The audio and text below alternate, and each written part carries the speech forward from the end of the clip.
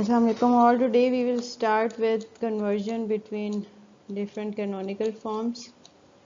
So the idea is basically first you will write the function in sum of min terms or product of, suppose there is a function of a b c and it is sum of min terms 1 4 5 6 and 7, and you have to convert it into another canonical form which is basically the product of max term. So the complement of this function abc will be equal to sum of min terms 0, 2 and 3. These are the min terms, the 1, 4, 5, 6 and 7 are the min terms where the value of function is 1, and the min terms 0, 2, 3 are the values which where the function value is equal to 0. So this is basically the complement of the original function. Now in the form of small m's you will write it as m0 dot m2 into m3. Now again when you will take the complement of this function, it will lead to the original function. F double complement will equal to f, and the complement of m0 dot m2 dot m3 will be equal to m0 plus m0 complement plus m2 complement plus m3 complement using De Morgan's law. Now each term, the m0 complement, small m0 complement, the small m2 complement and small m3 complement are basically the max terms, okay, because each max term is the complement of main term and vice versa. So small m0 complement is equal to capital M0. So you will write it as m0 dot m2 and dot m3, which is basically the product of max terms. So you can convert from any canonical form into another by taking the double complement of the same function, and by converting the and to or and or to and using De Morgan's law. So here's an example. This is the function xy plus x prime z, and in the form of sum of min terms you will write it as sum of min terms 1, 3, 6 and 7. These are the min terms where the function value is equal to 1, and when you will take the complement of sum of 1, 3, 6 and 7, there will be min terms 0, 2, 4, 5, okay, 0, 2, 4 and 5, and this is by mistake written 6, but it is basically 0 to 4 and 5. And again when we will take the complement of this will be the product of terms m0 dot m2 dot m4 and m5. So this is basically the product of max. So the standard forms. What are the standard forms? You know that in canonical forms you have the terms in which all of the literals are present and all the variables are present, but you can also represent it in the form of standard forms in which only 2 or 3 literals may be present, or it may be a simplified form, and it has basically two forms, sum of products and product of sum form. So in product of sum form you will write it as y prime plus xy plus x prime yz, and the product of sum form will be equal to x into y prime plus z into x prime plus y plus z prime. So these are the standard forms, the sum of product and the product of sum form, but a function can also be represented in non-standard form, which is a mixture of the two forms. So as you can see, the function f3, which is equal to ab plus c into d plus e, this is neither in the sum of product form nor in the product of sum form, but basically this is a mixture of two, but you can convert it into standard form by using the distributive law. So you will write it as AB plus CD plus CE, which is sum of product. So when you will implement the sum of product form and product of sum form, you will use the two gate level implementation. So this is basically the advantage of representing any function in sum of product and product of sum form, that you can use the two gate level implementation for these two. For example, when you have the sum of product form, you will use the AND gates on the first level and OR gate on the next level. Similarly, for product of sum form, you will use OR gate on the first level and AND gate on the second level. So, but for the mixed form in or non-standard form, you will have multi-level implementation. For example, for A, B plus C into D plus E, you can see that there are 3 gate levels, which will increase the time complexity of the circuit.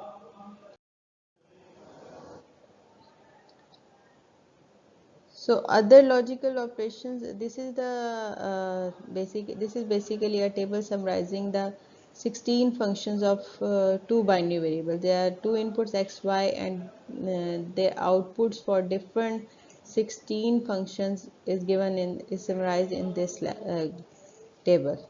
The functions are given in the next. So these are the total 16 functions we will use extensively for our Boolean algebra. So f naught 0, this is a null function, and f1 is equal to xy, this is AND function. Xy prime is inhibition, which says that x but not y. F3 is equal to x is equal to is a transfer function for x, and x prime y is inhibition, which means that y but not x. F5 is equal to y, which is a transfer function for y. F6 is equal to xy prime plus x prime y, which is basically an exclusive OR function, which states that the output will be equal to 1 when two inputs are different. F7 is the OR of x and y. F8 is x plus y whole prime, which is basically a NOR function, and it is shown by downward arrow. And F9 is basically x NOR, and x NOR is basically the complement of x OR, and it's also known as equivalence function, and its output is equal to 1 when x and y are both equal. F10 is y complement. This is basically a complement function, not y. X plus y prime is basically implication, which means that if y then x. Okay, and similarly x prime, F12 is x prime, which is a complement function. F13 is x prime plus y, which is also an implication, which means if x then y. Okay, and F14 is xy whole prime. This is basically a NAND gate or NAND operation, which is a complement of AND gate. And finally F15 is 1, which is an identity binary constant 1.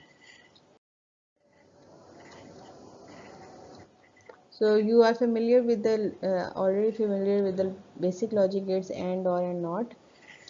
So any other function can be represented with combination of AND, OR, and NOT gates. They are associative and commutative as well. Other standard gates which we have already studied, these are the some out of the 16 functions which are described in the previous table, 2 functions produce a constant f naught, and 4 functions with unary operations, complement and transfer, and the other 10 with binary operation. These are complement, transfer, and OR, NAND, NOR, XOR, and equivalence, XNOR. So complement is basically an inverter, transfer is basically a buffer function which has the same output as input. Equivalence. So this is a summary of logic gates, and is the output of AND is equal to 1 when if and only if both inputs are equal to 1. The output of OR is 1 when any of the input is equal to 1. The output of inverter is basically the invert of the input, and the output of the buffer is same as that of. The output of NAND gate is basically the complement of AND, and it is equal to 1 when any of the input is equal to 0. The output of NOR is 1 when when both inputs are equal to 0, otherwise its output is equal to 0. So NOR is basically the complement of OR. X OR output for a 2 input function, the output of X OR is 1 if and only if both inputs are different, otherwise its value is equal to 0. So the exclusive NOR output is equal to 1, but when both inputs are same. It is basically the complement of X. So any logic gates can have multiple inputs, more than 2 inputs, and the truth table and the gate can be extended to multiple inputs if the binary operation is commutative and associative. So and OR are commutative and associative.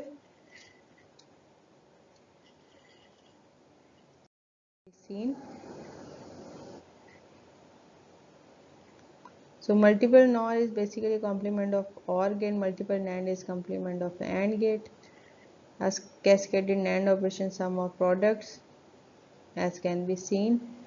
These are the cascaded NAND gates, and the output will be equal to the cascade of these NAND gates.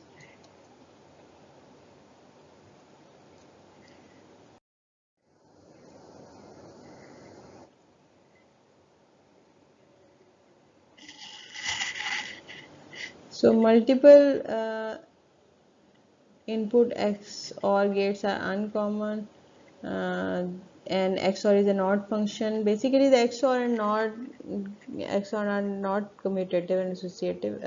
These are not associative. These are commutative, but these are not associative. There is a mistake. They should be written as not associative. The XOR and XNOR are not associative. We can use multiple inputs XOR gates. These have been designed so far, but these are uncommon. And XOR is a NOT function. It means that it's equal to 1 if the input variables have an odd number of ones. So if there are more than 2 inputs, so the output of XOR will be equal to 1. Then there are odd number of inputs when there are odd number of ones at the input side. So you can prove from this that when you are calculating x y exclusive or to x into z XOR, then it is not equal to the function that we will find y exclusive or z into x. So basically its output will be equal to 1 when there are odd number of ones at the input side.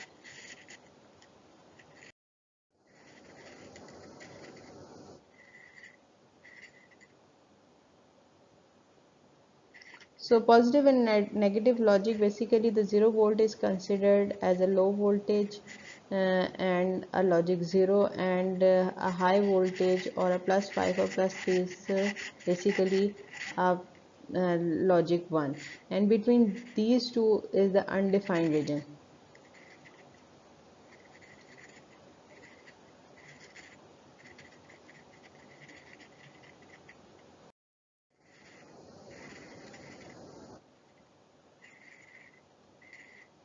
So this is a positive and negative logic. This is a digital gate, and you have both low, the output will be low. For an AND gate, and if there is low and high, the output will be low, and if there is a high and low, the output will be low, and if both inputs are high, the output will be high for an AND gate. It is the same.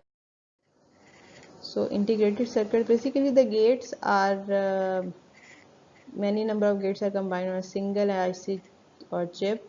For example, there are lot of classification of integration levels. For in small scale integration, you have up to 10 gates on a single IC. For medium scale integration, there are from 10 to 100 gates on a single IC. For large scale integration, there are more than 100 gates on a single IC, and for very large scale integration, there are up to 1000 gates on a single IC. And as you know that for VLSI, these are small size, compact size, and of low cost and low power consumption, high reliability and high speed.